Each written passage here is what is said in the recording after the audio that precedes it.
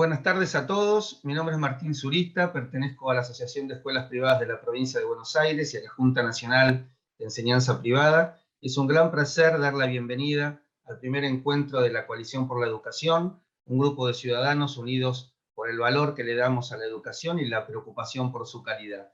Hoy en este primer encuentro, que va a ser coordinado por Ricardo Brajinski, tenemos el placer de contar con especialistas, y en un día tan particular, porque en muchas provincias argentinas es el último día de clases de este primer cuatrimestre y comienzan ya el receso de invierno. Así que bienvenidos a todos, bienvenido Ricardo.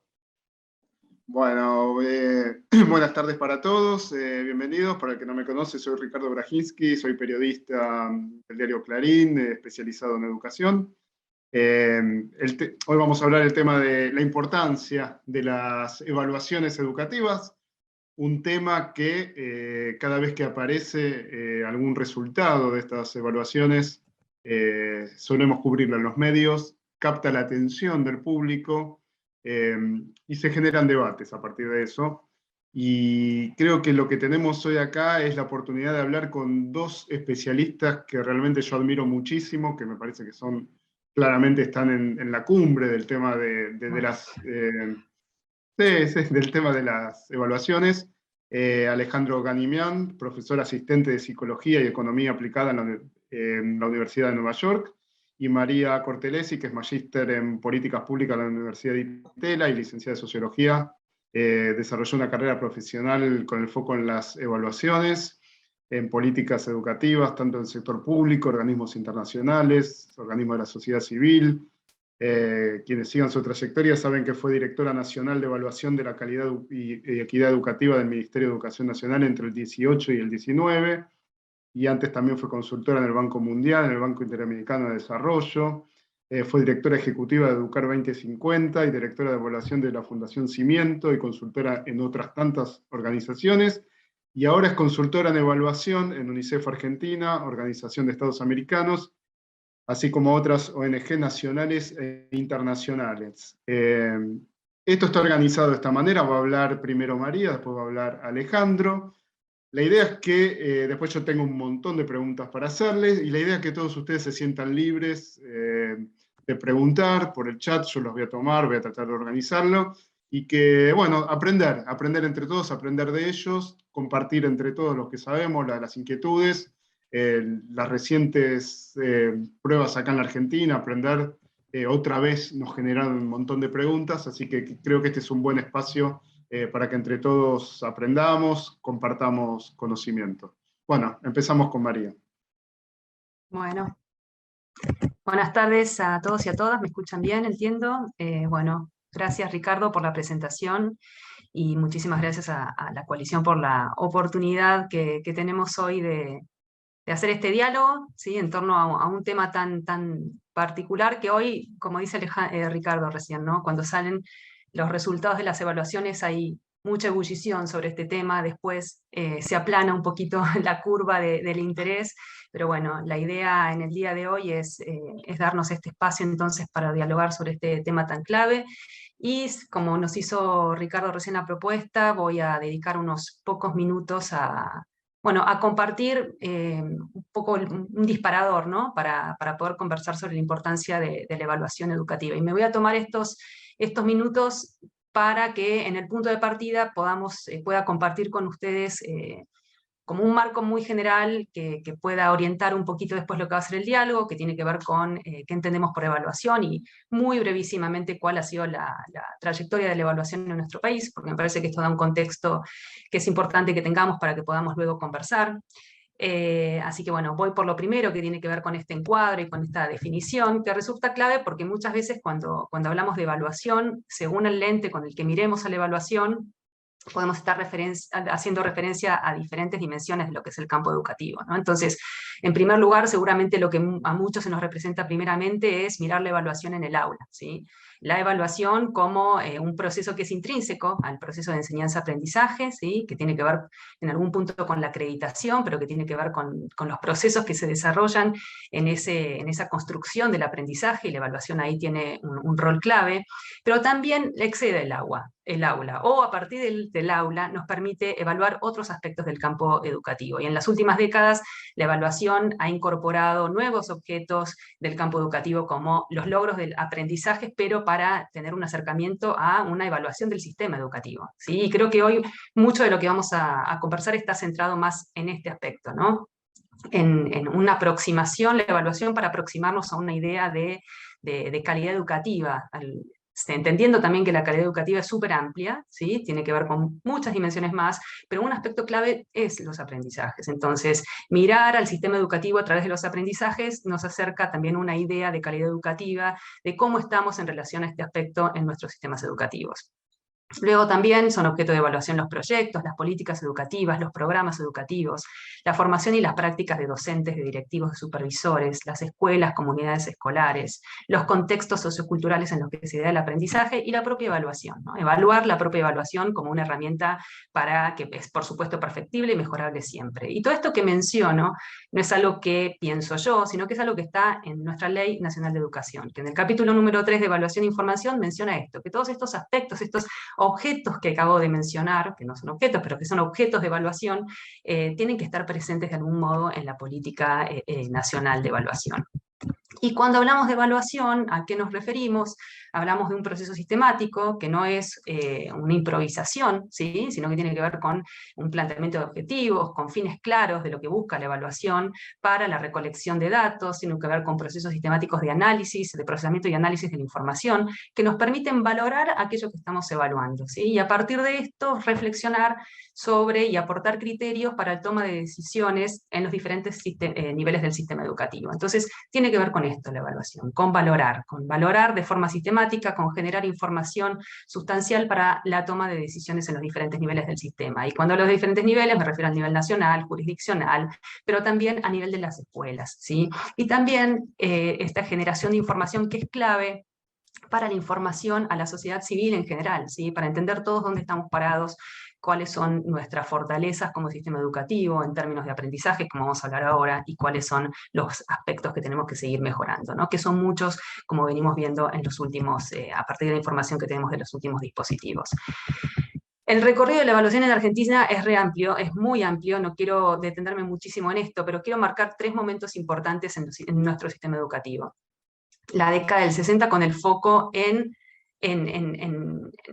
sobre todo en expandir la educación, lo que tiene que ver con que los jóvenes, los niños y las niñas estén en la escuela, ¿no? La problemática del acceso y la expansión del sistema educativo en los diferentes niveles también.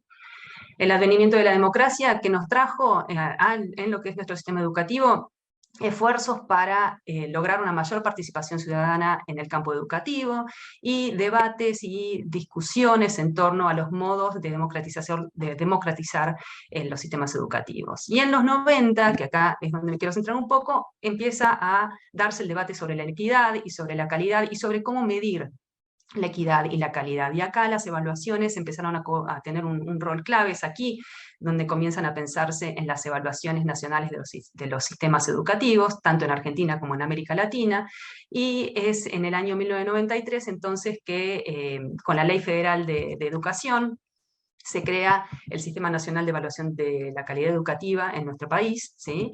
Y comienza la trayectoria del ONE, ¿sí? Del Operativo Nacional de Evaluación, que luego a partir de 2016 fue el dispositivo Aprender, que con diferentes, como vamos a ver ahora, con bastantes intermitencias, o aún con las intermitencias que ha tenido, se ha sostenido en todos estos años, ¿sí? Y de esta forma también la evaluación empieza a tener un valor político. ¿Y por qué tiene un valor político? Porque lo que hace es valorar justamente, da una información valorativa sobre el estado de la situación de la educación. Entonces, no es poco lo que venimos trabajando en nuestro país en términos de evaluación. son muchos, como decía antes, los desafíos que tenemos, porque la evaluación también está un poco a merced de los vaivenes de la política, ¿sí? De las intermitencias que los cambios de gestión muchas veces traen. Pero incluso teniendo esto en cuenta, es sumamente clave que tengamos en cuenta cada vez que hablamos de la evaluación y que nos ponemos a debatir y a dialogar sobre las pruebas, en este caso las pruebas a aprender, pero seguramente hablemos de estas otras dimensiones que son necesarias también seguir mirando o comenzar a mirar en el marco de la evaluación, ¿no? Entonces, tener esto en cuenta me parecía importante para seguir con la pregunta de por qué es importante evaluar. Y acá solamente me quiero quedar con dos ejes que considero bastante clave.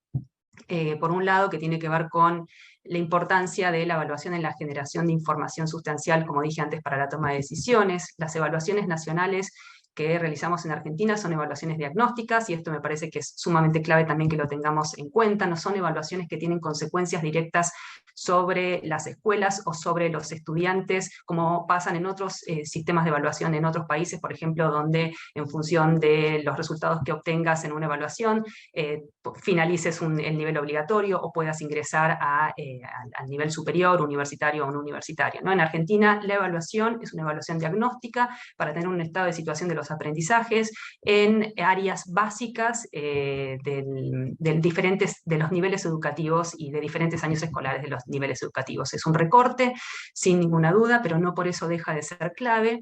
Y se funda además esta evaluación en acuerdos federales, en donde se definen el objeto de la evaluación y donde se define cuáles son los aprendizajes prioritarios a evaluar. Entonces, en esta función diagnóstica, el objetivo es evaluar el sistema, pero también al evaluar el sistema, nos da la posibilidad también, y en las evaluaciones censales, donde participan o donde se invita, y es una obligación de todas las escuelas participar, luego veremos que no todas participan, pero todas deberían participar en estas evaluaciones censales, nos da la posibilidad entonces de acceder a información que a partir de la cual se pueda devolver a las escuelas informen que den cuenta de sus resultados, ¿sí? Contemplando también variables contextuales e institucionales, y esto es sumamente importante, devolver la información a las escuelas acompañada de recursos y de herramientas para abordar las debilidades y las fortalezas que se puedan identificar para la escuela y para el acompañamiento de las escuelas. Aquí entra mucho lo que es la dimensión, la posibilidad y la oportunidad que nos da la evaluación de tener información para la mejora de los aprendizajes, la evaluación como un acercamiento a la dimensión pedagógica también, ¿no? Entonces, en sus objetivos y en sus usos, la evaluación es un proceso clave para construir entonces diagnósticos para la mejora institucional y para también entonces garantizar derechos. ¿Cómo? Bueno, porque aparte de las pruebas de las cuales participan nuestros estudiantes, la evaluación también involucra cuestionarios complementarios que nos permiten tener información para caracterizar a la población, ¿sí? Para entender y obtener información relevante para contextualizar resultados y para también identificar brechas de inequidad en el sistema, que en nuestro sistema educativo desafortunadamente son bastante recurrentes y complejas, digamos, ¿no? Y bastante fuertes, importantes de que logremos abordar si queremos lograr una justicia educativa. Y por último, y antes de pasarlo a Alejandro, porque sé que me estoy tomando bastante tiempo y es lo que dijimos que no íbamos a hacer, y tal vez tomando un poco lo que fue la experiencia del trabajo, digamos, en la gestión en el Ministerio de Educación, quisiera traer un aspecto que no muchas veces se trae sobre la importancia de la evaluación, que no tiene que ver tanto con su información, la información que provee, sino con los procesos que implican a la evaluación, ¿sí? Digamos, que son procesos que favorecen la conformación de un entramado de relaciones, de generación de acuerdos, de participación de diferentes actores educativos que pueden aportar a través del diseño y de la ejecución de la evaluación, que pueden aportar al fortalecimiento del gobierno del sistema educativo en sus diferentes niveles.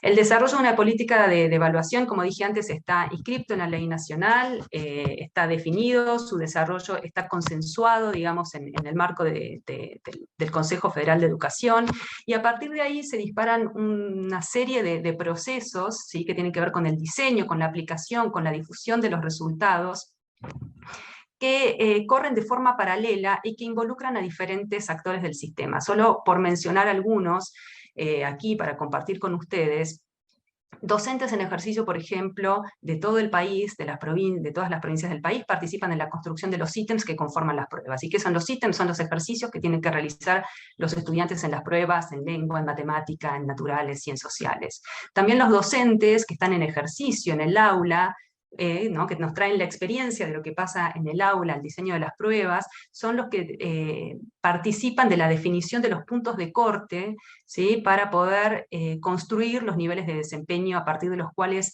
damos a conocer cuál es la situación en las diferentes áreas y en los diferentes años escolares en relación a los resultados de las pruebas. Y por ejemplo, han participado más de 200 docentes, por ejemplo, en lo que es esta elaboración, esta construcción, y de todas las provincias del país. Equipos técnicos jurisdiccionales que se han ido fortaleciendo con el tiempo trabajan en forma articulada con las direcciones de nivel, jurisdiccionales, con supervisores, con directivos, en todo lo que tiene que ver con el despliegue en territorio de las pruebas, ¿sí? Y conjuntamente las escuelas desarrollan espacios de comunicación y sensibilización con la evaluación a estudiantes, a familias, ¿sí?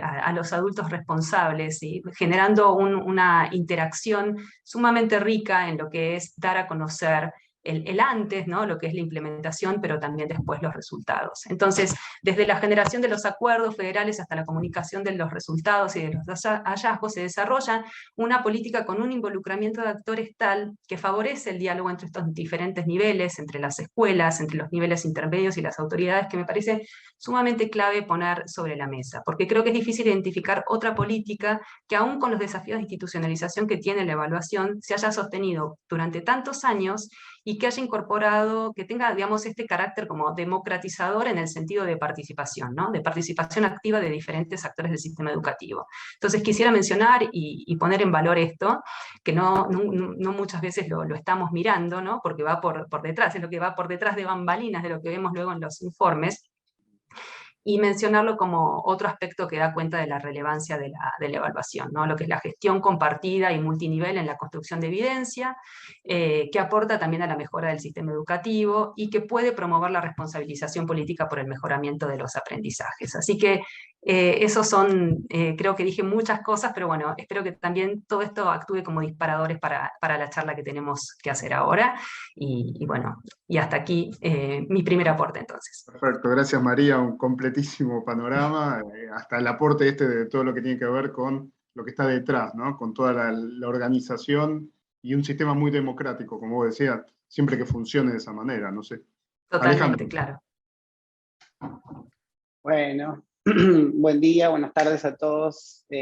Gustazo estar acá con ustedes. Muchas gracias por la invitación y gracias a María por darnos un poquito de historia y un poco de marco para la discusión. La verdad que yo respeto muchísimo a quienes pasaron por la gestión de gobierno de lo que es la implementación de evaluaciones nacionales. Yo siempre, digamos, lo miro como desde otro punto de vista, que es el punto de vista de un investigador, o el punto de vista de alguien que quizás trabaja con organizaciones de la sociedad civil, y quizás mi perspectiva intenta complementar la de María desde ese punto de vista.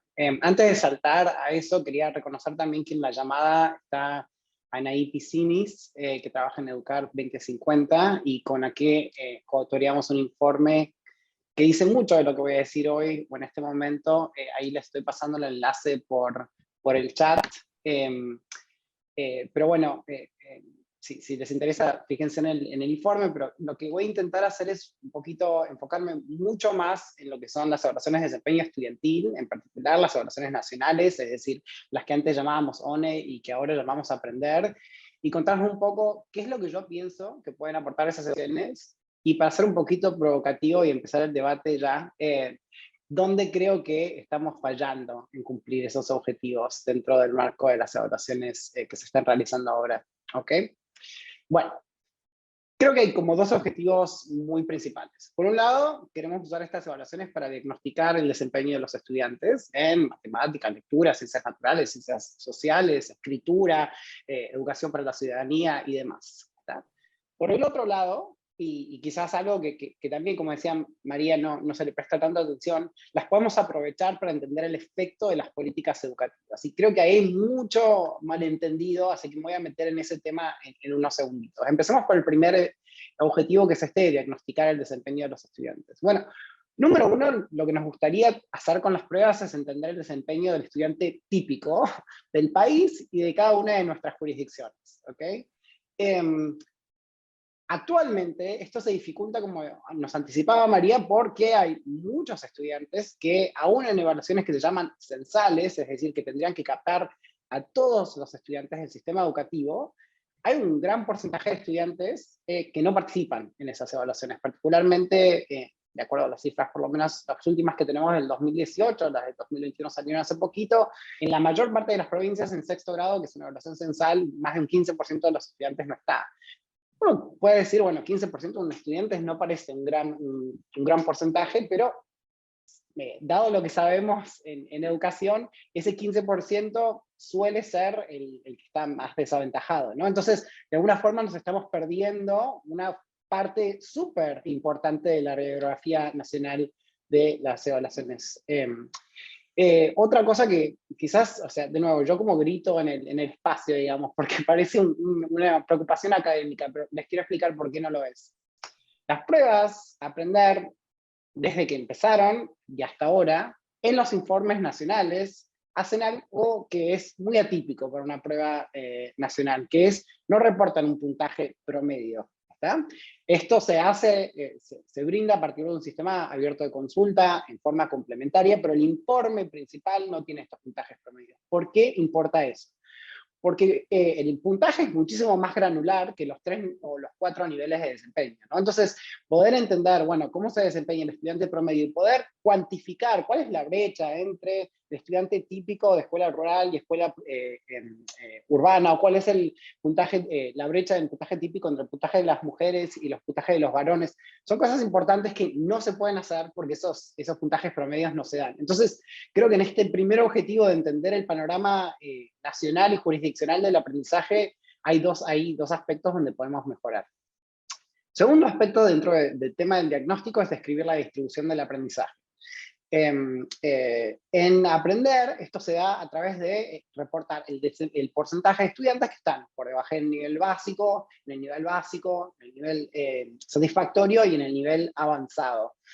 Ahora, algo que a mí me preocupa de estos porcentajes es que cuando uno los compara con los parámetros que tenemos de pruebas regionales e internacionales, hay un desfasaje que desafía cualquier tipo de defensa, disculpen que se lo diga así, ¿no?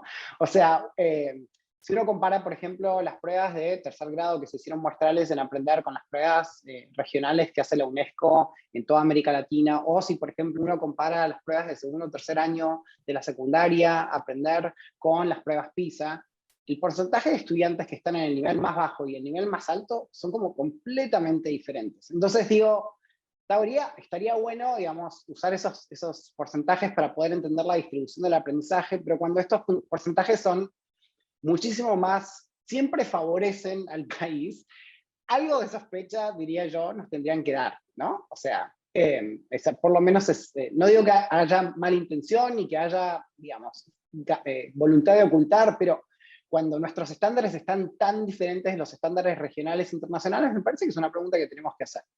Ok. Otro objetivo dentro del diagnóstico es monitorear la equidad del sistema. En aprender esto se hace de una forma importante, pero relativamente limitada, que es comparando el porcentaje de estudiantes en el nivel más bajo y más alto por algunas de las características de las escuelas y de los estudiantes, por ejemplo, sexo, nivel socioeconómico, geografía, gestión. A mí me gustaría, como volviendo un poquito a lo que les decías antes, poder comparar el puntaje promedio, no solamente cuáles son los estudiantes que están en niveles de excelencia y los estudiantes que están en el nivel más bajo, sino entender para el estudiante promedio, por sexo, por nivel socioeconómico, por gestión, cómo se comparan estas brechas, digamos, ¿no? Me parece ahí que tenemos una materia pendiente que no es tan difícil de resolver. Número 3 es número 4 es generar hipótesis acerca de cómo mejorar, ¿no? Esto es volviendo un poquito a lo que decía Mary, se hacían informes temáticos que ayudaban a describir otros aspectos de la educación. El aprendizaje es algo que a mí me desvela todos los días y que a muchos de ustedes también los desvela, pero como dice Mary, no es la totalidad del sistema educativo, ¿no? Entonces, entender, como está haciendo ahora el gobierno nacional, publicar informes sobre la opinión de los estudiantes, sobre diferentes temas, o seguir la implementación de políticas educativas, como hizo la gestión anterior, por ejemplo, con encuestas sobre la implementación de educación sexual integral, o como hacía la gestión anterior también, hacer informes de factores asociados al aprendizaje. Todos esos nos dan, no conclusiones definitivas acerca de qué funciona y qué no funciona, pero nos ayudan a generar algunas hipótesis de cómo podemos mejorar, ¿no? Y después voy a enfocarme en dos objetivos finales de este tema diagnóstico. Uno es movilizar a la sociedad civil, la razón por la que yo, entre comillas, no sé si lo puedo decir esto, rompo tanto con el tema de publicar los informes nacionales y jurisdiccionales, es porque más allá de este momento breve que menciona Ricardo, donde los principales porcentajes de resultados salen en los diarios y todos nos escandalizamos y todos tuiteamos y después al día siguiente no prestamos más atención, me parece que las pruebas tienen un potencial bastante fuerte para que cada una de las jurisdicciones le reclame a sus gobiernos mejoras, digamos, ¿no? Y creo que el difundir resultados públicamente sin informes nacionales o jurisdiccionales como se hizo este año, me parece algo una forma muy clara de, ¿cómo lo digo?, frustrar los esfuerzos de usar las pruebas para movilizar a la sociedad civil, publicar el informe nacional un fin de semana, publicar los informes jurisdiccionales 3 semanas después de que se dan los resultados nacionales. O sea, más allá de lo que podamos debatir acerca de las intenciones, siempre hay buenas intenciones, siempre el trabajo es quizás mucho más de la capacidad, o sea, en términos de recursos, entiendo todas esas cosas, pero tampoco podemos negar que hacer todo esto de esta forma no perjudica nuestra capacidad de reclamar mejoras en el aprendizaje, tanto a nivel nacional como a nivel jurisdiccional. Y lo mismo también para las escuelas, o sea, algo muy lindo que había empezado la gestión anterior, que les confieso, no tengo idea si se consigue, si se continúa, y Mary, aquí quizás me podés decir vos, son los informes por escuela. O sea, nosotros, yo trabajo mucho en este tema, pero hemos estudiado el efecto causal de darle a una escuela un informe que le dice cómo les va el desempeño de matemática y lectura a los chicos, en qué temas dentro de matemática, qué temas dentro de lectura pueden mejorar, y a los directores y a los docentes les ayuda mucho tener esta información. O sea, las mejoras que nosotros vemos en aprendizaje a partir de la distribución de este tipo de informes son de las más grandes que yo he visto en mis 15 años de hacer evaluaciones de impacto en países en vías de desarrollo. No significa que no hay otras iniciativas que hay que pasar también, que no hay otras formas de mejorar el aprendizaje. Digo, estamos dejando, entre comillas, dinero sobre la mesa si no le damos continuidad a esas iniciativas. Bueno, segundo gran objetivo, y este voy a hacer muchísimo más cortito, pero quiero enfatizarlo porque generalmente no se le da mucha importancia, es entender el impacto de políticas educativas, ¿no? O sea, en educación, como en medicina, como en otras áreas de la política social, podemos entender relaciones de causa-efecto haciendo algo muy simple, que es decir, si yo tengo un programa, por ejemplo, un programa de becas, puedo asignar por sorteo a algunos estudiantes a recibirlo, otros estudiantes a no recibirlo. Dado que yo los asigné por sorteo, esos estudiantes son comparables al principio del estudio, y si veo diferencias después del estudio es porque efectivamente quienes recibieron las becas les fue mejor o peor, lo que sea, digamos, ¿no? Lo único que diferencia esos dos grupos es el programa que yo estoy asignando aleatoriamente. Ahora ustedes me van a decir, ¿por qué asignarlo aleatoriamente y no a los que más necesitan? Se puede hacer eso también a los que más necesitan, y hay otras formas, hay otros tipos de métodos para evaluar programas de esa forma, si es así como lo prefieren ustedes. Pero este tipo de evaluaciones, que se llaman evaluaciones de asignación aleatoria, pueden aprovechar las pruebas a aprender para entender, número uno, los efectos de las políticas educativas en aprendizaje. Nosotros en el 2000, con María, desde el 2013 al 2015, en la provincia de La Rioja, hicimos un experimento en el que les dimos a las escuelas públicas primarias informes de resultados en pruebas que habíamos diseñado nosotros en matemática y lectura. Vimos que en esas pruebas mismas los estudiantes habían mejorado, es decir, los directores y los docentes se movilizaron para implementar mejoras en las escuelas, pero pudimos también corroborar que esas escuelas también mejoraban en las pruebas de aprender.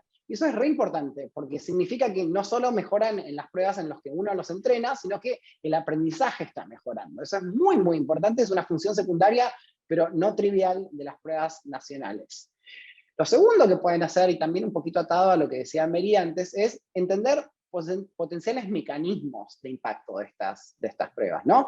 Algo que nosotros hicimos usando, por ejemplo, las encuestas de directores o las encuestas de los estudiantes, es ver, bueno, qué es lo que cambió en estas escuelas cuando les distribuimos estos informes. Entonces, por ejemplo, los directores usaban los resultados para tomar más decisiones de gestión.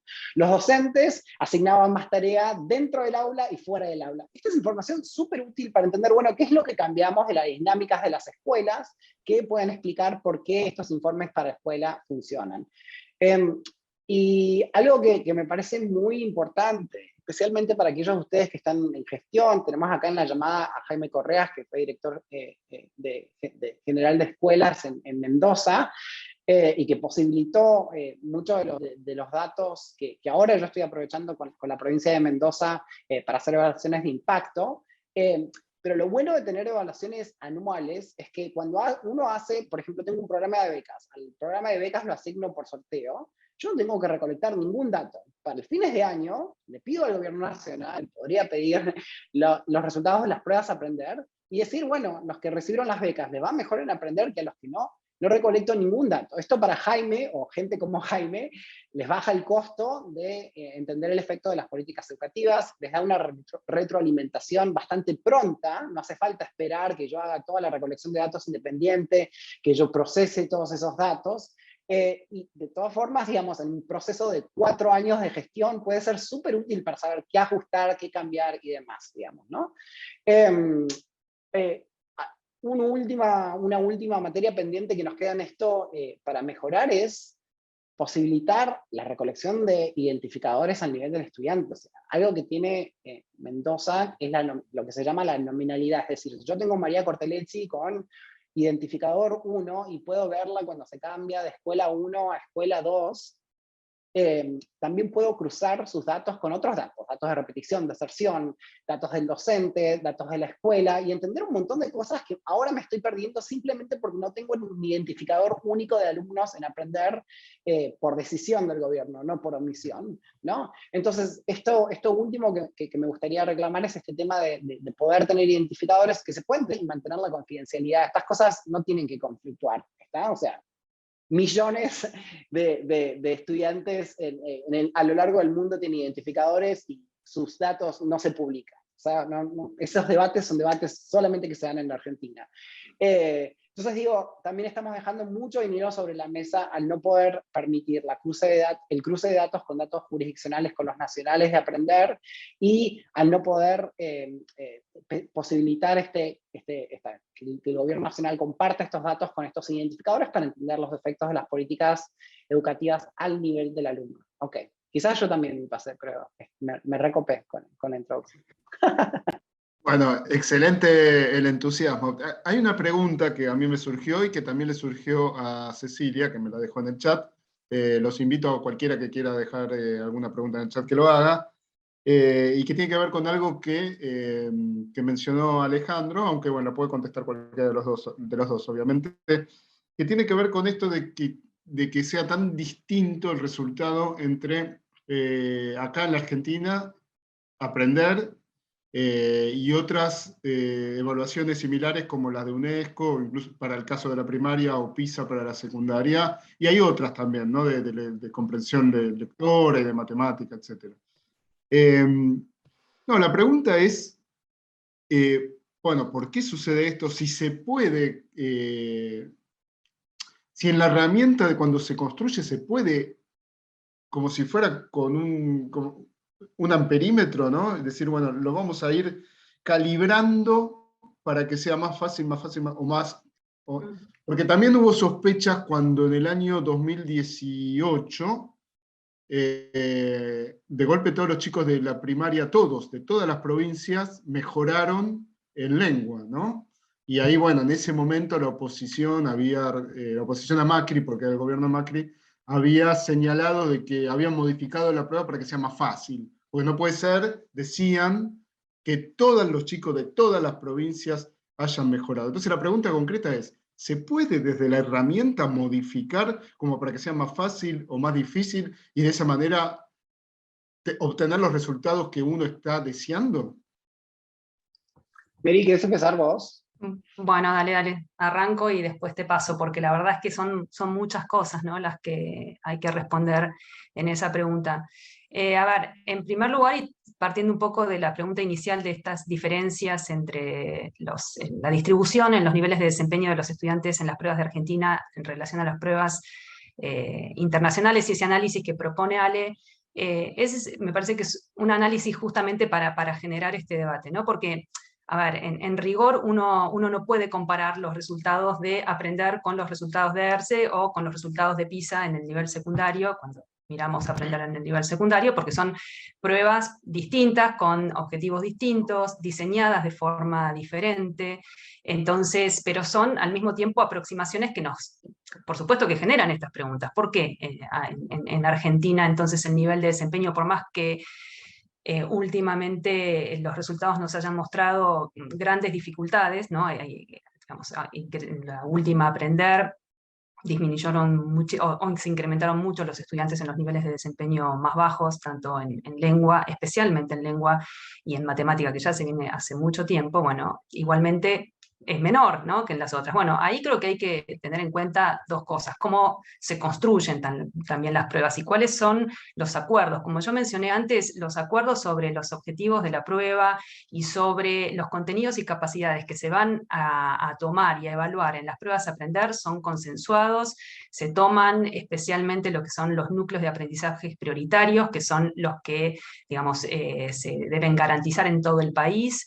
Son muy generales, sin ninguna duda, ¿sí?, pero son los que están acordados, que tienen que entrar en lo que es la evaluación de los aprendizajes de las áreas troncales que se evalúan dentro de aprender, ¿no? Entonces, ese es un primer acuerdo. A partir de ese primer acuerdo se despliegan varios procesos que están sistematizados y que están controlados. Algunos de ellos yo los mencioné, como lo que es la construcción de los ítems, ¿sí?, en las pruebas. Estos son procesos que a su vez en sí cada uno tiene diferentes pasos y corroboraciones y aprobaciones, ¿sí? No es tan simple modificar estos procesos, y además estas pruebas lo que tienen es que están conformadas por ítems que se llaman ítems ancla, que se mantienen, ¿sí?, a lo largo del tiempo, desde las ONE, diría, hasta las aprender, ¿sí?, en cada uno de los dispositivos, que son los que permiten que nosotros podamos hacer como comparaciones en el tiempo, ¿sí?, poder ver mejoras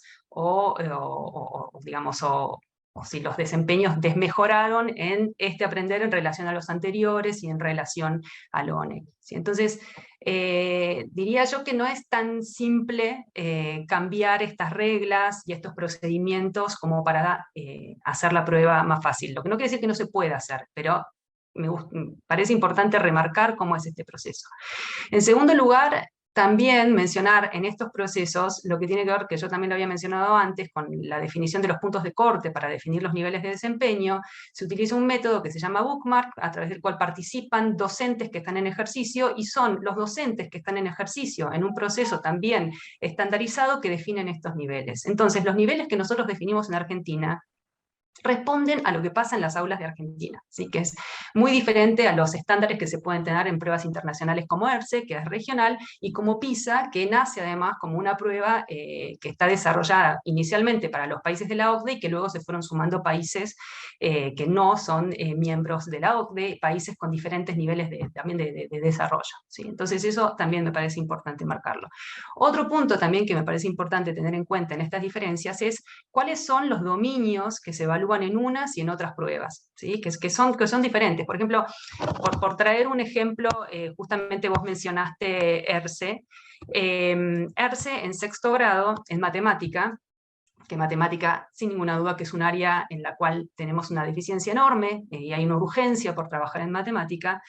En matemática, ERCE lo que evalúa sobre todo son números y operaciones. Traigo para traer el ejemplo y para poder mostrar las diferencias, ¿no? Geometría, magnitudes y medición, estadística y patrones de álgebra, ¿sí?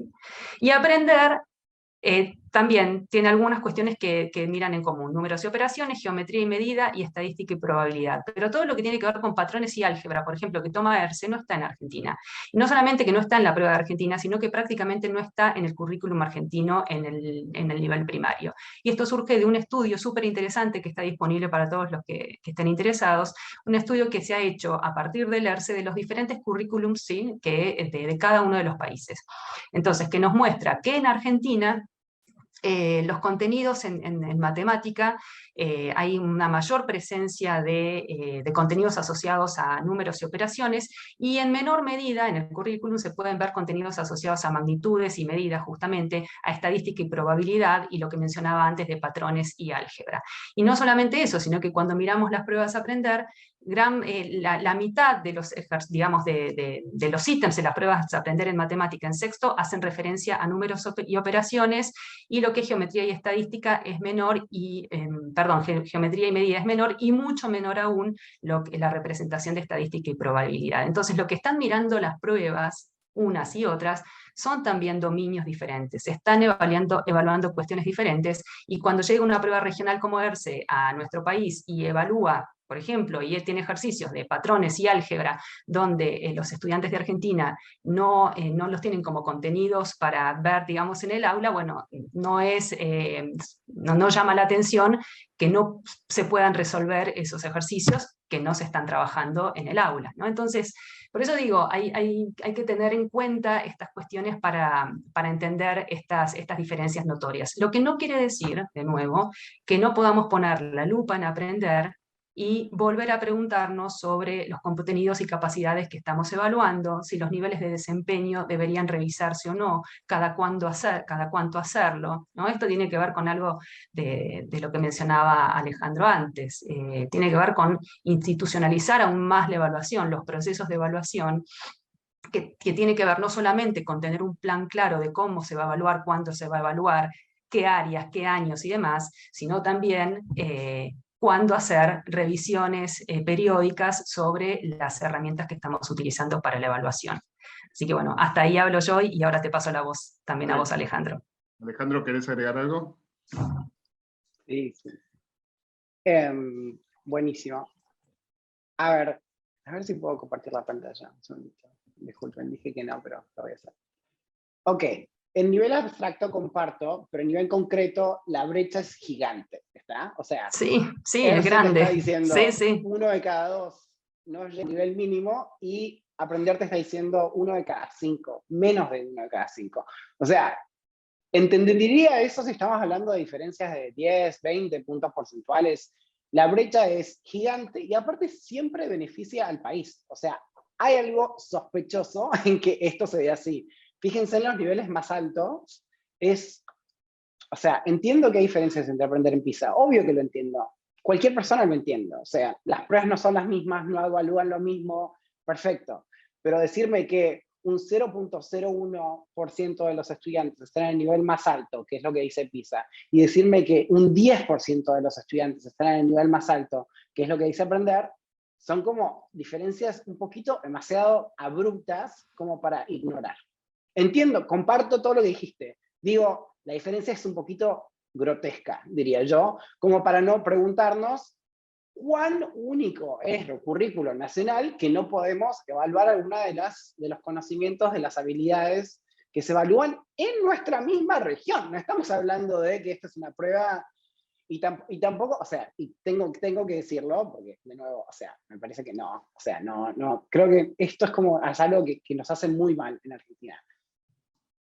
Esto de que no se puede, que las pruebas son para otros contextos y no están desarrolladas para nosotros, o sea, el porcentaje de estudiantes en los niveles más bajos en países como Chile, Brasil, Uruguay, o sea, esta es una sola materia, son muchísimo más bajos que los de Argentina. Hay países como Perú, Brasil, Chile, que mejoraron enormemente en PISA. O sea, no, esto de que las pruebas son para otros contextos y por eso explica por qué nosotros estamos estancados, me parece que tenemos que pasar ese umbral, porque no me parece, o sea, no me parece un argumento, número uno, basado en evidencia, y número dos, no me parece un argumento que nos ayuda a mejorar. O sea, me parece que nos tenemos que preguntar qué es lo que da lugar a estas diferencias y hacer.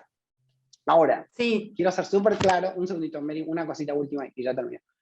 Quiero ser súper claro, no creo que sean cosas de manipulación, ¿está? O sea, como decía María, esto les doy como una diapositiva de mi clase de psicometría, pero las pruebas básicamente se atan de esta forma. Imagínense que primero tenemos esta prueba y después tenemos esta prueba. Entonces la prueba colorada y la prueba azul, ¿está? Los ítems que están acá en verde son comunes a la prueba colorada y a la prueba azul, ¿está? Entonces quiere decir que si yo hago aprender 2017 y hago aprender 2018, los ítems ancla, usando un método dentro de estadísticas que se llama teoría de respuesta del ítem, se pueden atar, cosa de que no sea tan fácil, como decía Ricardo, la manipulación de los resultados para que salgan mejor o salgan peor. Las diferencias que mencionaba Ricardo se pueden dar por, como ya mencionamos, el hecho de que no todas las escuelas y los estudiantes participan todos los años, que diferentes composiciones de los estudiantes y las escuelas pueden participar en diferentes años. Puede darse por error que los ítems, digamos, de un año sean que los que no son ancla un poquito más fáciles que los otros, pero no es tan fácil como decir, yo quiero que me den mejor los resultados, por lo tanto voy a cambiar todo esto, porque hay como procesos, como decía María antes, y hay métodos de análisis que no permitirían ese tipo de manipulación. Sorry, Mary, adelante. No, María, solamente ¿querías decir algo?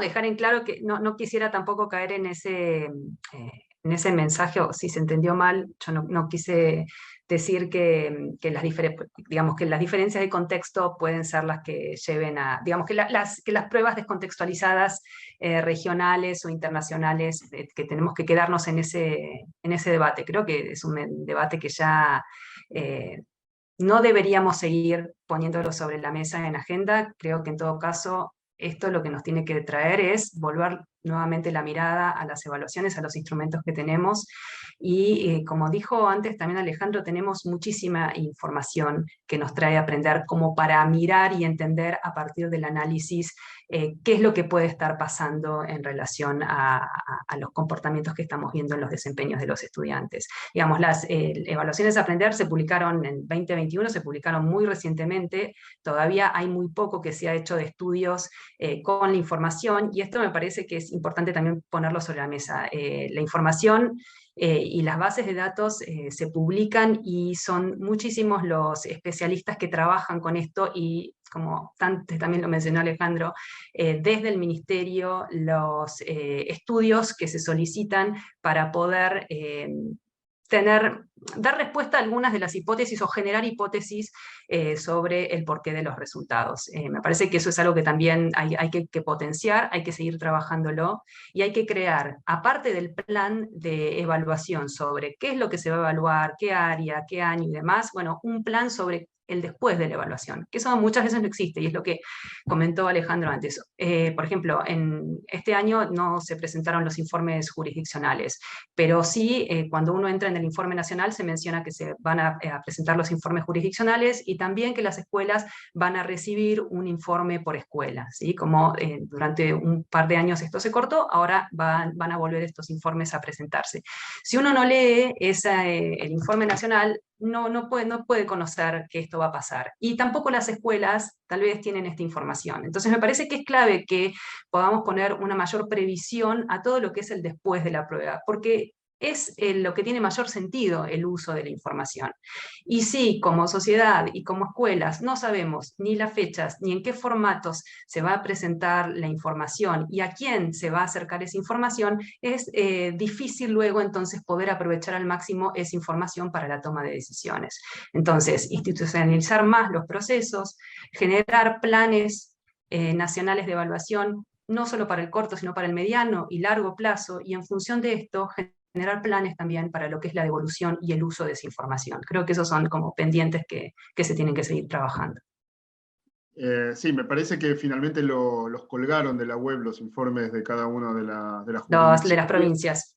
No comunicaron, y claro, quizás sea así como vos decís, María, ¿no? Que como si hubieran hicieron la prueba, pero porque la tenían que hacer, ¿no? De alguna manera presionados y por la situación, pero sin mucho interés de informar y de comunicar después los resultados. Eso por lo menos es lo que percibo yo desde acá. Hay muchas preguntas, les digo, hay muchísimas, así que si alguno ve que voy tardando en avanzar con alguna, no es que no las lea ni no la vea, simplemente que se acumularon.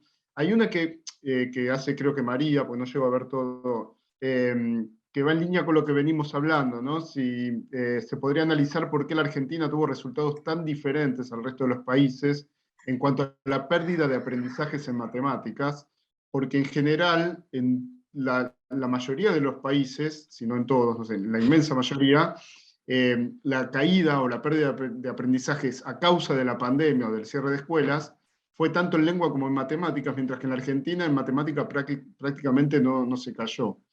Y aprovecho también para agregarle algunas sospechas que hubo con respecto a Formosa. No sé si llegaron a verlo, por qué Formosa da tan bien en todos los indicadores, y si esto es estadísticamente posible, que una provincia de golpe dé tan bien en todo.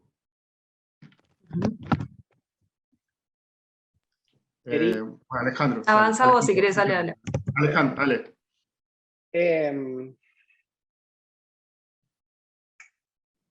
Me parece que los resultados que indican que Argentina no desmejoró en alguna materia, no me importa si fuese matemática electoral, me parece que desafían el sentido común. O sea, hay estimativos causales de estudios diseñados muy cuidadosamente para entender la pérdida de aprendizaje en los países en vías de desarrollo en los 2 años de COVID, con cierres de escuela comparables o menores a los de Argentina, que dan estimadores de pérdida de aprendizaje gigantes. ¿Está? O sea, pero olvídense de la investigación. Piénsenlo. Hace, o sea, años que enviamos a nuestros hijos a las escuelas por 12 años y estamos diciendo que 2 años donde eso no pasó nada. O sea, no tiene... O sea, hasta mejoraron en matemáticas, mejoraron. Bueno, o sea, estábamos hablando que en algunas jurisdicciones se dan esos temas. O sea, desafía el sentido común, me parece. Algo que yo quiero, como para ser un poquito más constructivo, que hacía la gestión anterior, lo hacía muchísimo más que nada en los primeros años de la evaluación Aprender, que me gustaría que regrese, es la publicación de todos los criterios técnicos, ¿no? Entonces, tenían, además del informe de resultados, María y sus colegas publicaban un informe técnico donde decía, bueno, así es como solucionamos las preguntas, así es como escalamos los resultados, así es como hicimos la muestra, estas fueron las exclusiones. ¿Por qué es importante? Porque bueno, Ricardo me puede decir, yo lo creo, y yo te puedo decir, yo no lo creo, y nos quedamos ahí. Lo bueno, lo que más aporta es meternos en la cocina, como decía María, y entender, bueno, cuáles pueden haber sido las razones técnicas por las que se da esto que desafía el sentido común. Y por ahora yo no lo vi, puede ser que esté, y si está, me encantaría estar equivocado, pero ahí es donde creo que tendríamos que poner la atención, no en tanto en si lo creemos o no, porque creerlo o no es como cuestión de opinión, sino en reclamarle al gobierno que publique la información necesaria para que podamos entender por qué se dan esas cosas. Lo de Formosa me parece como una ilustración de este problema. El debate en los diarios es si se le cree o no se le cree los resultados. El ministro dice, como cita políticas educativas, mientras que los opositores o las personas que descreen esos resultados citan razones de contexto, y es como que a mí no me parece muy productiva esa conversación, diría yo. María, ¿vos querés decir algo? Sí, creo que lo que no vamos a tener es una respuesta clara para decir qué pasó o por qué se da. Digamos, parece que se tienen que generar ahora, justamente con la información que hay, los procesamientos necesarios para entender que, a ver, al menos técnicamente qué pudo haber pasado, ¿no? Y después también hacerlo desde otro sentido, ¿no? Mirarlo también pedagógicamente qué pudo haber estado pasando para que los resultados den como dan. Algo que sí me parece que es importante también poner sobre la mesa es entender también que en todos estos procesos sistemáticos de implementación de una prueba estandarizada hay que ver también cómo funcionaron, ¿no? Por ejemplo, lo que pasa, algo intrínseco a las evaluaciones estandarizadas es que se tienen que aplicar de la misma forma en todos los contextos, en todas las escuelas, ¿no? Todos tienen que seguir un mismo procedimiento de aplicación.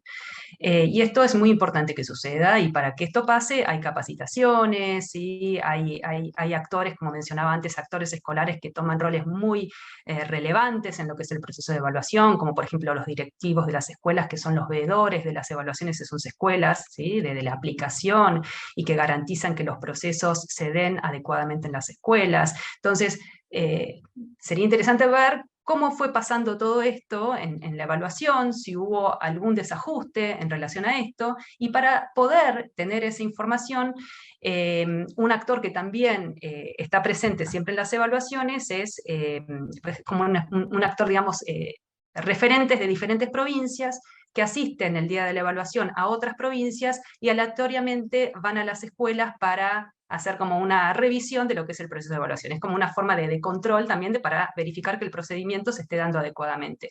Todo esto existe, ¿no? Lo pongo sobre la mesa porque digo, y volviendo de nuevo a lo que era la construcción de los ítems, ¿no? Son todos procesos que están muy estandarizados y organizados, que por supuesto no son infalibles, ¿no? Puede haber diferencias y pueden pasar cosas que alteren después los resultados de las pruebas. Pero en principio no debería pasar. Lo que quiero decir es que es interesante entonces que sí existe información para poder entender cómo funcionaron los diferentes procesos, para sacar conclusiones a partir de esa información. No, de nuevo, tomando lo que dijo Ale, para creer o no creer, a mí me parece que pasó esto o lo otro, sino desde la información entender qué pudo haber pasado. En relación, y hacer como decía antes, los procesamientos de información necesarios. Cuando uno toma los resultados de lengua y matemática, hoy lo hablaba con una persona que maneja mucho los datos, decía, bueno, que estuvo mirando los datos y que encontró que la relación en lengua y matemáticas no se ven problemas que indiquen error, ¿no? Si hubiera algún, por ejemplo, llama mucho la atención la caída en lengua y no tanto en matemática, ¿no? Pero si hubiera algún error, entonces se rompería la relación entre lengua y matemática. Entonces, cuando uno ve los resultados, por ejemplo, por jurisdicciones, ¿sí?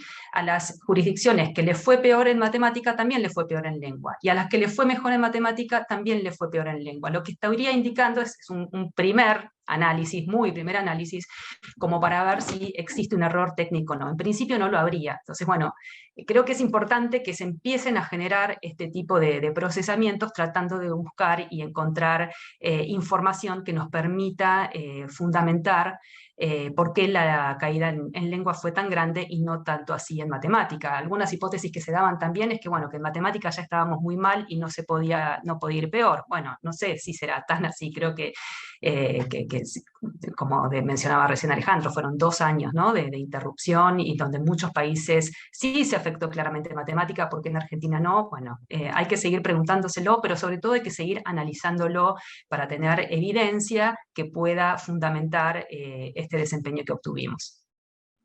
Me llama la atención de cualquier manera, y para terminar con este tema, ¿no? Que la Ciudad de Buenos Aires hizo unas pruebas antes, no, las hizo igual, no sé cuándo las hizo, pero las informó antes que aprender, y daban lo mismo, ¿no? Esto de que en matemática casi no se había caído, así que se mantiene el misterio ahí, y como dicen ustedes, ¿no? Falta información y analizar.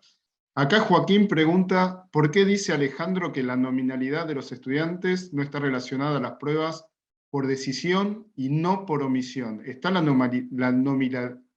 nominalidad lista para ser usada en las pruebas? La pregunta es, ¿están listas? Como para saber si es realmente una decisión, una omisión o qué. Es tan fácil como pedir el DNI del estudiante. O sea, el DNI del estudiante se puede pedir en la primera carilla, y la provincia de Mendoza, no sé, ya no lo veo a Jaime, por ejemplo, que tiene toda la información de los estudiantes por DNI, agarra con un programa de 2 líneas de código, pega los datos de uno y pega los datos del otro, ya está. O sea, yo le he preguntado a más de un ministro si a ellos les permiten independientemente pedir ese DNI, y no se lo permiten. Entonces, María nos contará por qué, digamos, pero, o a qué nivel se toma esa decisión, digo, pero no es algo difícil, ¿está? Y en términos de la confidencialidad, ese pegado de DNI se le puede dar a la provincia ya tiene esos datos, entonces no le estás dando datos nuevos, lo único que le estás haciendo es, estás posibilitando que los datos que tiene los pegue con otros datos nacionales, nada más. Bueno, Yo ahí lo que quiero traer es, desde el año 2012 en Argentina se está trabajando por tener un sistema nacional nominal, ¿sí? Que es sumamente necesario para, no solamente en términos de lo que pueda ser luego el seguimiento de los aprendizajes, pero sobre todo de las trayectorias escolares, poder entender a nuestro sistema educativo en función de quiénes son los que están en el sistema educativo, tanto docentes como estudiantes, entender las trayectorias, seguir las trayectorias, es clave para también entender a los estudiantes que están, cuáles son los estudiantes que salen del sistema, cómo acompañar, tener números más claros de nuestro sistema educativo. Pero como digo, desde el año 2012 se está trabajando en la construcción de este sistema, hay algunas provincias que están muy avanzadas, como comentaba Alejandro, el caso de Mendoza, antes hablábamos de Santa Fe también, Córdoba y muchas otras provincias que están trabajando en sus sistemas nominales y que ya los tienen en funcionamiento, y en esas provincias, bueno, Mendoza creo que también tiene sus pruebas provinciales, ¿no es cierto?, de aprendizajes. Como dice Alejandro, bueno, ahí es más fácil hacer ese match, es una definición a nivel jurisdiccional. A nivel nacional no es tan simple tener la confirmación y la aprobación de todas las provincias para que las pruebas a aprender, que son pruebas nacionales, puedan contar con el DNI. Además, las pruebas nacionales a aprender, respondiendo también digamos, al mandato, digamos, de la Ley Nacional de Educación, son pruebas que se evalúan a nivel del sistema y cuyos resultados solo se pueden desagregar a nivel de las provincias, a nivel de las escuelas, pero sin identificar escuelas, y no se llega al nivel de los estudiantes, que por supuesto tampoco se los identifica. Como son pruebas diagnósticas, a diferencia, como mencionaba inicialmente cuando empezamos a conversar, de otras pruebas de otros países donde sí se identifican los alumnos porque esas pruebas tienen consecuencias, bueno, aquí en Argentina no se llega a ese nivel. Creo que mucho está vinculado con lo que dice la ley, y otra cuestión está vinculada también con el nivel de avance que tenemos en nuestro sistema nominal de información a nivel nacional, que todavía no está. Entonces me parece que hay que ir pasando diferentes niveles para que podamos llegar al punto de que se acuerde jurisdiccionalmente que las pruebas nacionales puedan tener un identificador de estudiantes. Bueno, justamente, María, lo que vos hablabas de que si tuviera consecuencias, acá Gustavo pregunta y dice para ambos, aclara, si creen que sería conveniente y posible hacer las pruebas obligatorias o vinculantes. Bueno, las pruebas son obligatorias, Bueno, pero no hay consecuencias en relación a la no participación, ¿sí? Tampoco hay, son supongo pruebas que que tengan... cuando Gustavo dice obligatoria se refiere a que si no las haces, tengas alguna consecuencia. Sí, sí.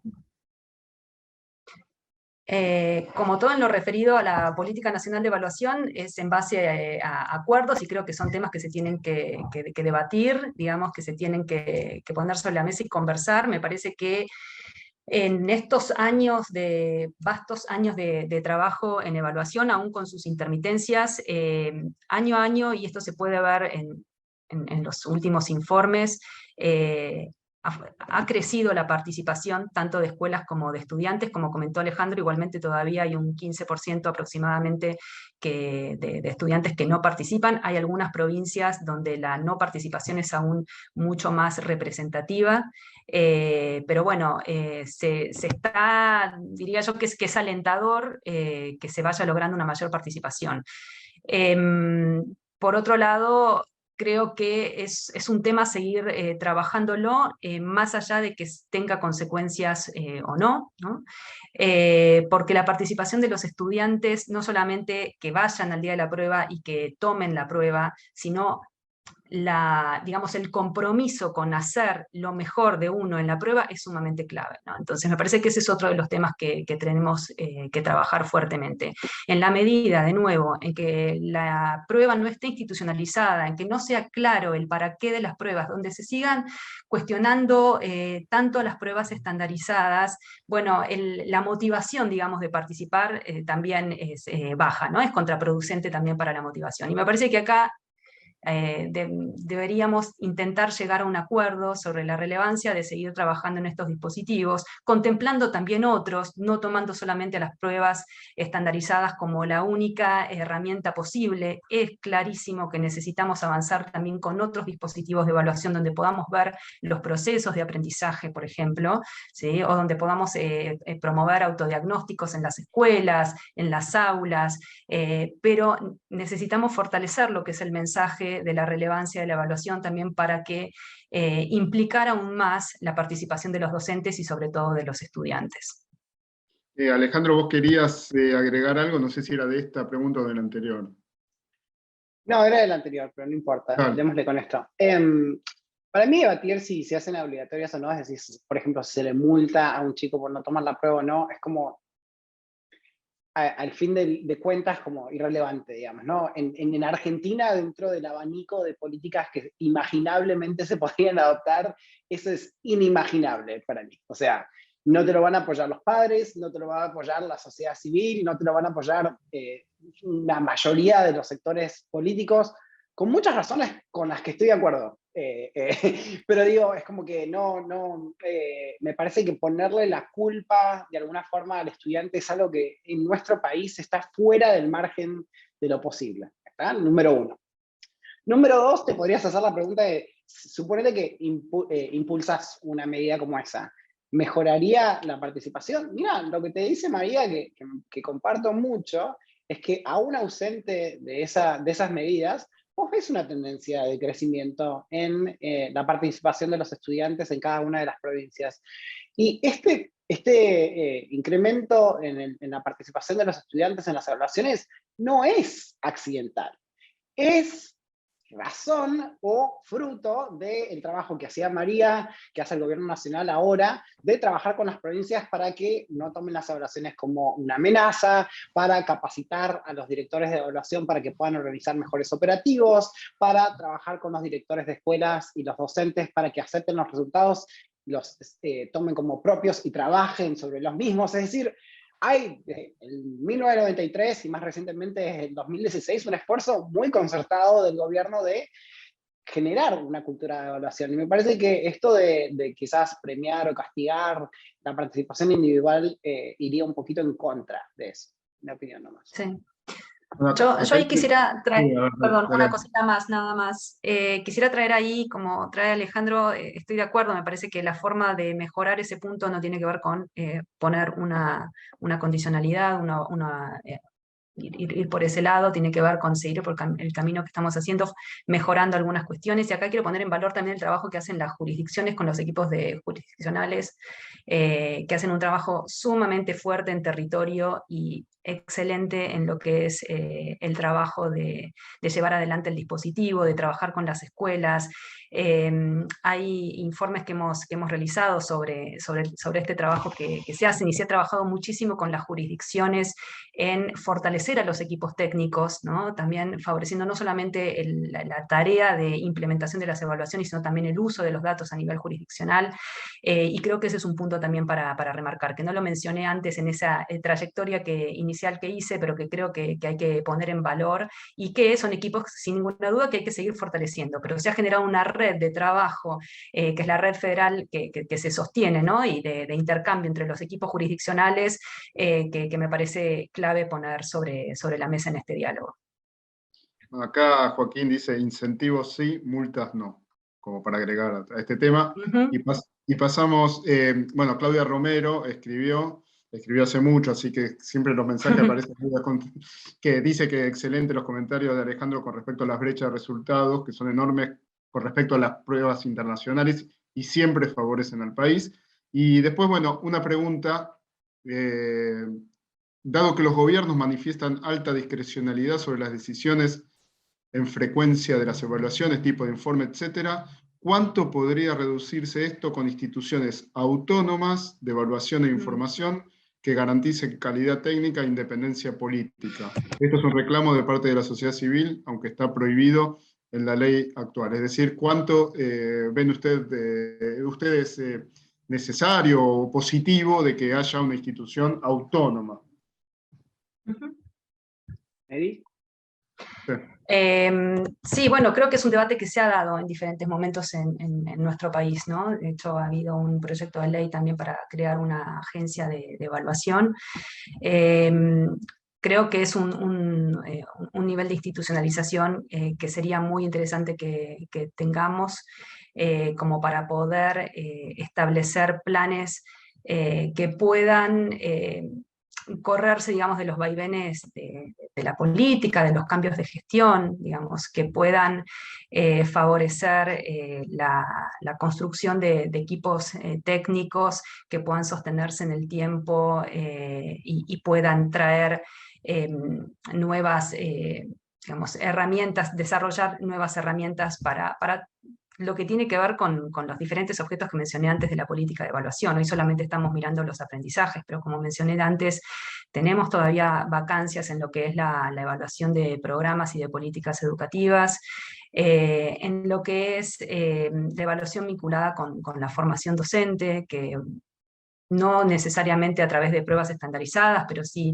a través de diagnósticos, de autodiagnósticos que nos den información sobre esa dimensión que es clave en nuestro sistema educativo, que es la formación docente.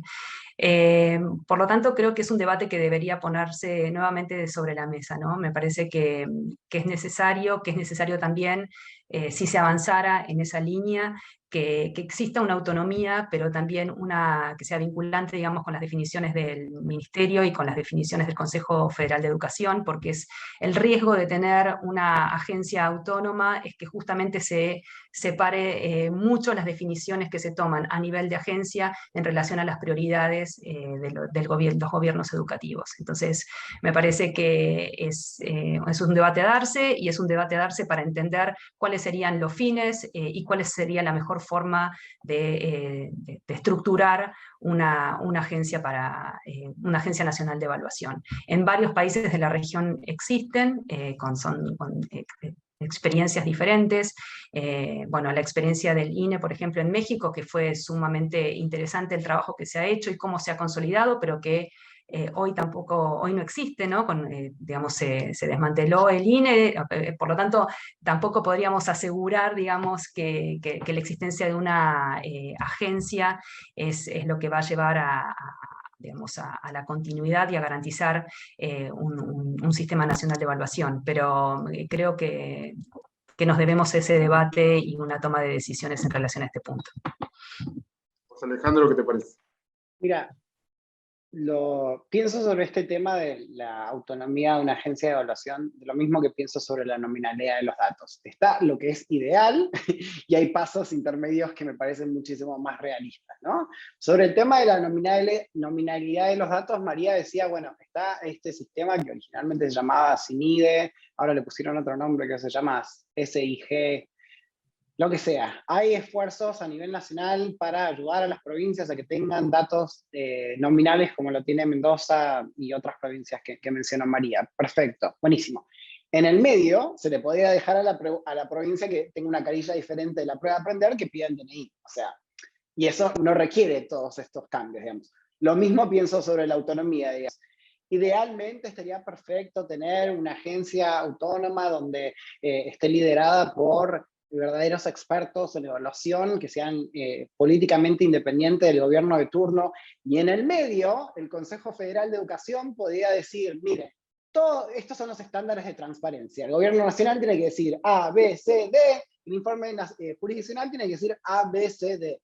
Punto. ¿Está? O sea, hay muchísimo que podríamos hacer mientras que se cumplen todos estos procesos que, concuerdo con María, toman tiempo y es importante que se empujen con todos los actores del sistema, pero el quedarnos sin nada porque no está lo ideal es como que me parece bastante difícil.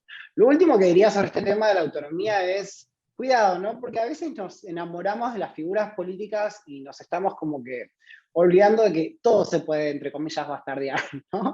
O sea, la ciudad de Buenos Aires supuestamente tiene ciertos estándares para lo que debe ser la agencia, no me acuerdo cuál es la sigla, pero UIS creo que es la agencia de evaluación que tienen ellos, y también hay nombramientos que no siempre cumplen con esas normas, digamos. Entonces, La autonomía no nos va a dar todo, ¿está? Lo importante que nosotros tengamos es qué es lo que queremos lograr, y en base a eso, cuáles son los pasos intermedios que podemos tomar ahora. Eso es lo que me preguntaría yo. Acá María Teresa agrega sobre esto que la experiencia de la CONEAU en Argentina puede servir para orientar la creación de una agencia de evaluación de este tipo. Bueno,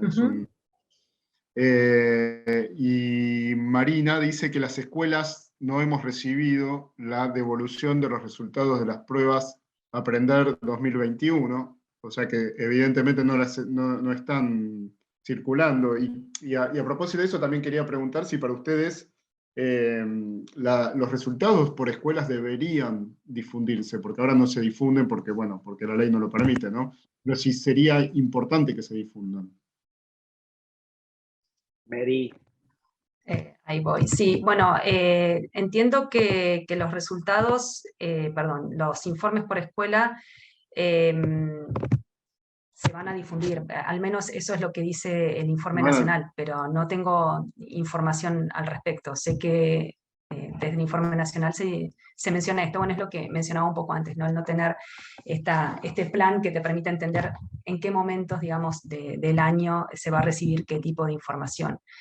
A ver, sobre el tema de la identificación de las escuelas, creo que está un poco en línea también con lo que mencionaba Alejandro previamente, si ese es el pase sobre el tema, primero de la obligatoriedad o de las consecuencias de participación o no participación en las pruebas, luego con el tema de la agencia y ahora de nuevo con este punto. A ver, un punto central e inicial es que en la Ley Nacional de Educación, como mencioné antes, se permite que no es posible, digamos, no se debe identificar a las escuelas y a los estudiantes. La información se presenta de forma agregada, sin identificación. Ese es un primer punto, que por supuesto se puede poner en debate, y de hecho lo estamos haciendo.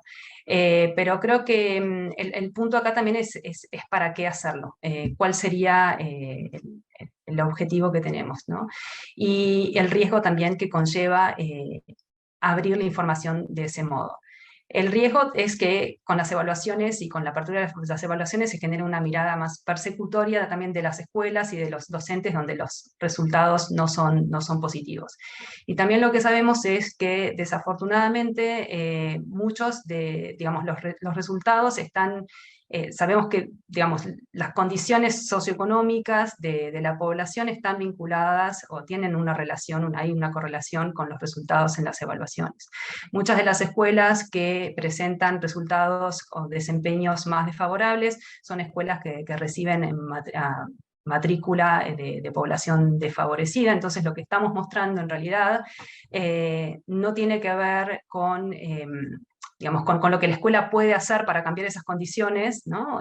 Sino que es un resultado parcial, estamos mostrando solamente una variable o una dimensión de la realidad de las escuelas. Eso me parece que es un punto importante a poner sobre la mesa. Creo que antes, digamos, de esto, lo que se tiene que seguir trabajando justamente es en cómo acompañar a las escuelas con información para tomar decisiones que tengan que ver con la mejora en aquellas dimensiones donde la escuela también pueda mejorar, ¿no? Porque la escuela puede mejorar en algunas condiciones que hacen justamente a cómo mejorar prácticas, cómo favorecer que los docentes participen de espacios de formación continua para mejorar sus prácticas en el aula, pero hay muchas cosas que las escuelas y los directivos no pueden hacer, que están directamente también atadas con la mejora,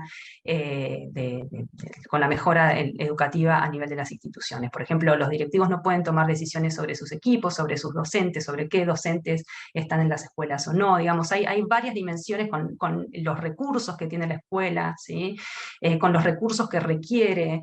Entonces me parece que poner tanto el foco en la escuela y presentar una información identificando escuelas con la dificultad o con el riesgo que esto puede tener de persecución, creo que es un punto que me parece que todavía, a mi modo de ver, no sería deseable que lo hagamos, ¿no? Me parece que hay cuestiones que hay que hacer previamente y que si lo vamos a hacer, tiene que estar muy claro cómo se va a trabajar con esa información, ¿no? De manera de no caer en rankings que nos den una mirada muy parcial a partir de un solo dato, como son los resultados de aprendizaje, sobre una institución que involucra, sin ninguna duda, muchas dimensiones más que no se pueden solamente restringir a un resultado de aprendizaje.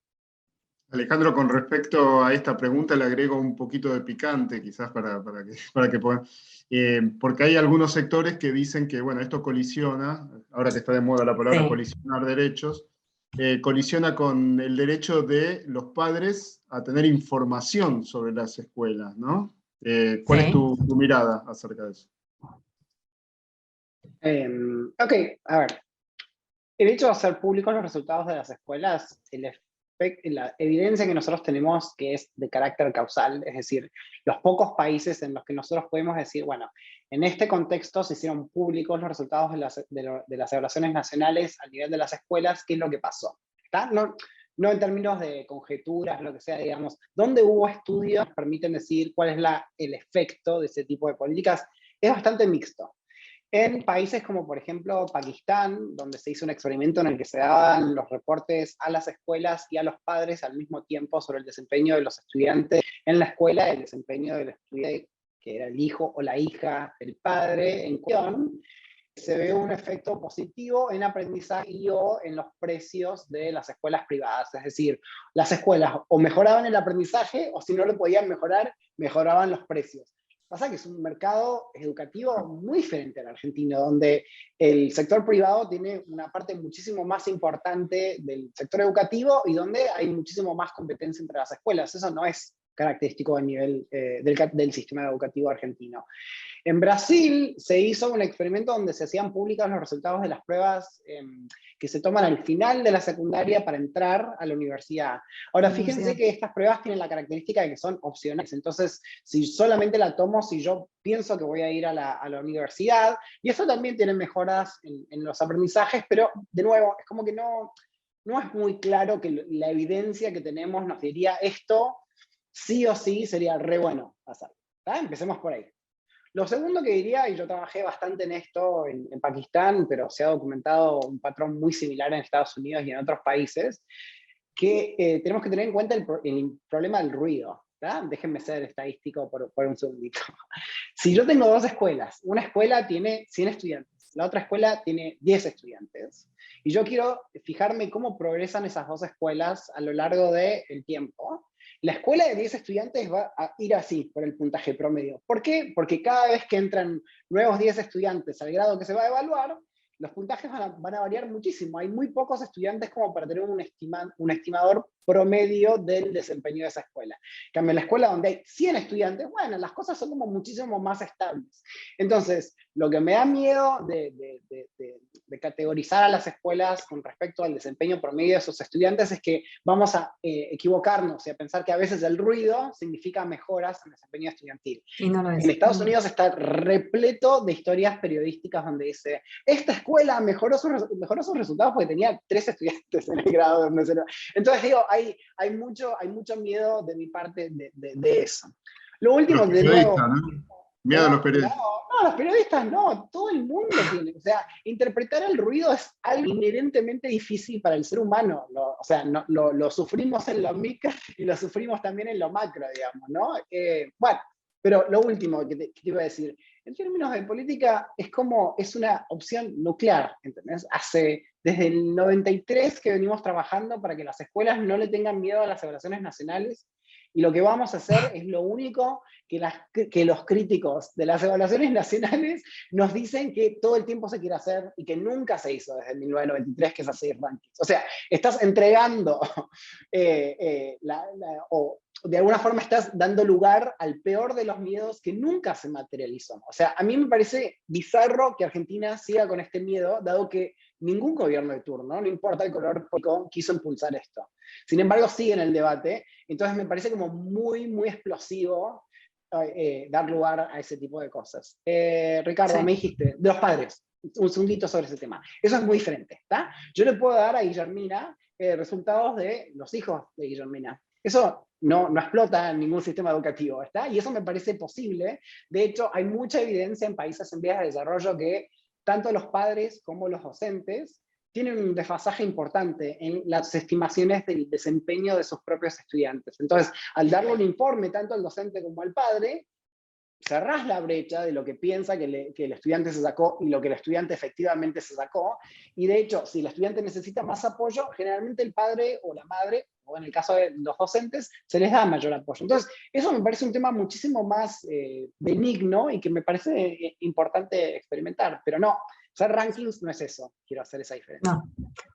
Sí, de hecho, de esto último que menciona Ale, me parece importante mencionar que en los informes que se devuelven a las escuelas, bueno, se volvían también con propuestas para cómo trabajar esta información con los diferentes actores, ¿no? Tanto con docentes, con estudiantes y también con las familias, ¿no? Entonces es una invitación a las escuelas a trabajar a partir de lo que da el informe, que el informe no solamente lleva información sobre los niveles de aprendizaje, sino también sobre otras variables que se toman desde los cuestionarios complementarios vinculadas con el clima escolar, con cómo se sienten los estudiantes con la escuela, y también hay una comparación de la escuela en relación al grupo de escuelas, ¿no? Un grupo de escuelas del distrito o de la jurisdicción.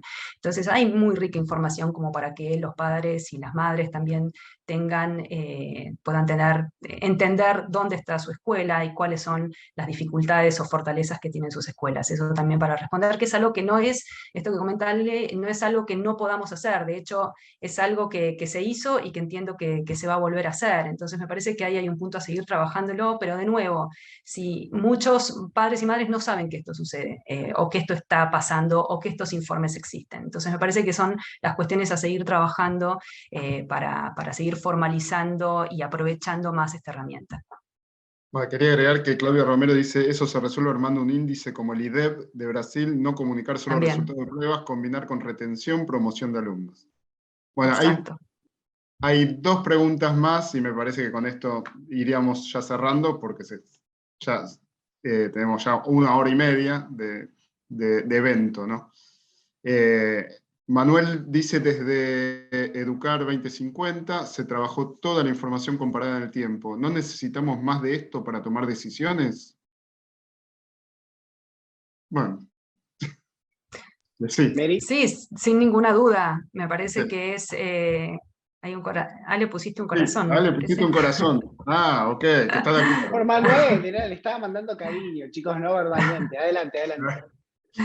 No, por supuesto, sin ninguna duda. Me parece que es lo que hay que seguir profundizando, ¿no? Todo lo que tiene que ver con el trabajo, con la información que proveen los informes, no los informes, sino los diferentes dispositivos.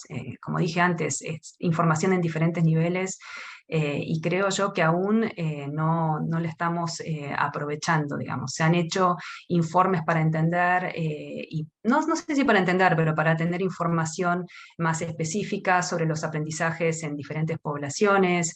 Se han hecho informes para entender también la perspectiva de los docentes en relación a los aprendizajes, en relación al trabajo con las nuevas tecnologías. Digamos, aprender en los últimos años ha sido una fuente de información sumamente rica para trabajar en diferentes líneas que se vean como prioritarias y que se definan como prioritarias. Tal vez un punto así a mencionar tiene que ver con lograr una mayor articulación entre las diferentes áreas de los ministerios para entender cuáles son las prioridades, cuáles son las problemáticas sobre las cuales se quiere indagar y a partir de eso poder aprovechar la información de aprender para ir en ese sentido. Me parece que son puntos que hay que seguir trabajando y explotando. Bueno, y finalmente tenemos, me parece que más un comentario que una pregunta de Eduardo Cascallar, que dice, trabajando con el World Bank en varios países, veo que el preparar boletines para las escuelas, con todo el trabajo preparatorio que debe hacerse, es muy útil con respecto a comparar las pruebas de desempeño con una de competencia no atada al currículum, no es un argumento válido. Ni los tipos de ítem ni sus constructos son comparables y los resultados son constantes también a través del tiempo. También sería útil tener la información técnica de las pruebas para poder evaluarlas, como por ejemplo el nivel de información, TRI, en los puntos de corte, números de ítem, etc. Ahí yo me quedé un poquito afuera, así que creo que quizás otra gente también. ¿Qué son el nivel de información TRI, punto de corte? Ale, ¿vos qué querés No, a ver, o mencionarlo? sea, no sé si no, lo vamos a explicar. ¿Te acordás que decía hace un ratito esto de cómo se atan los resultados de las pruebas de una ronda a la otra? Se atan Ah, porque tienen ítems comunes ah, ok. y se usa un método estadístico para aprovechar esos ítems comunes que se llama teoría de respuesta del ítem. Ese es el TRI que mencionaba Eduardo. Hola Ah, Eduardo, tanto tiempo. bueno, ¿quieren Sí, agregar algo? yo, Alejandro, sí, María. Dale, no, en vale. línea con lo que decía recién Eduardo y que también veníamos conversando, hay un estudio que hizo Hati, que es un especialista en este tema en el año 2017, más sobre la evaluación formativa, que no llegamos a hablar de esto, ¿no? Pero que es otro capítulo que creo que tenemos que mirar. Y lo que mostró es que la evaluación formativa, y el feedback, ¿sí? Que el feedback, la retroalimentación, esto que estamos diciendo de la devolución, tiene un efecto enorme, digamos, estadísticamente muy importante en la mejora de los aprendizajes. Creo que tenemos que seguir por esta línea. Me parece que seguir trabajando en fortalecer nuestro Sistema Nacional de Evaluación, en su herramienta, pero también, y en sus herramientas, pero sobre todo en lo que es la devolución de la información a los diferentes actores, es un eje clave como una política más, ¿no? Junto con otras, digamos, que son sumamente necesarias para abordar las enormes urgencias que tenemos en términos de aprendizaje, tanto sobre todo en matemática, pero ahora por lo que vimos también en lengua. Digamos, muchos de los logros que hemos alcanzado en estos años, luego de estos 2 últimos años, se ven corridos y me parece que aquí nos tenemos que implicar todo. Creo que hoy tenemos una audiencia bastante diversa, cosa que me alegra muchísimo porque creo que de esta, sin ninguna duda, necesitamos trabajar juntos los diferentes sectores para poder salir adelante. Alejandro, que acá Jaime me reclama algo que se ve que se me pasó. Si podés ampliar un poco cómo favorecería, en qué aspectos prácticos para los aprendizajes, tener resultados nominalizados.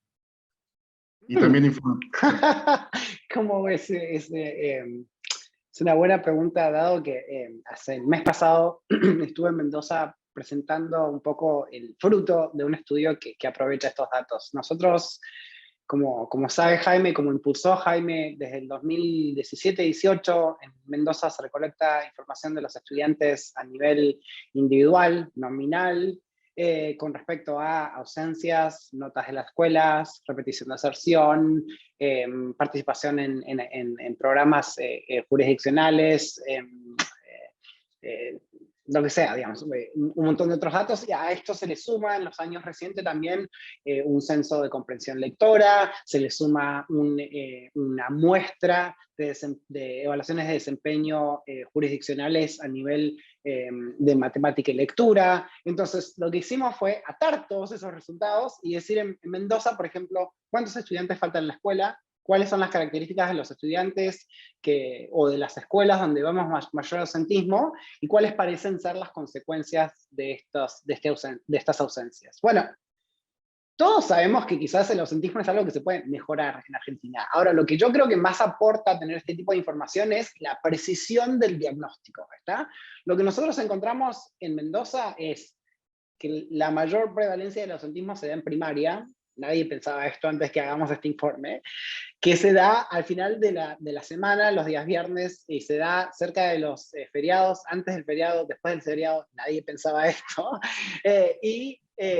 Obviamente, en vez de tener una política que diga, bueno, vamos a reducir el ausentismo en todos lados, podríamos decir, bueno, en los departamentos donde tenemos mayor ausentismo, en los niveles donde tenemos mayor ausentismo, los grados donde tenemos mayor ausentismo, en los días donde va mayor ausentismo, vamos a enfocarnos ahí.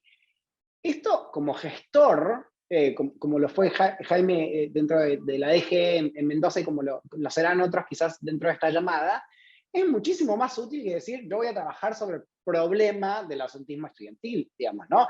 Y lo otro que es bueno es que nosotros ahora en la segunda mitad del año vamos a hacer una campaña de mensaje de texto para los padres para informarles de las ausencias de los estudiantes, de sus propios hijos, y para ver si ellos pueden tomar decisiones para reducir estas ausencias, ¿está? Bueno, José Manuel Tomás, que es el actual director general de escuelas, va a tener, a cada día vas a ver si esto va funcionando o no, vas a ver qué tipos de mensajes funcionan mejor, en qué días de la semana se tienen que enmendar los mensajes, o sea, es algo parece, creo yo, tan básico, pero los beneficios son múltiples en términos de gestionar el sistema educativo, digamos, ¿no? Los datos no son lo único, hay testimonios de directores, de docentes, de estudiantes, de padres, hay experiencias vividas dentro del sistema, pero los datos sí nos dan una precisión que ayudaría muchísimo más y que mejoraría la forma en la que estamos tomando decisiones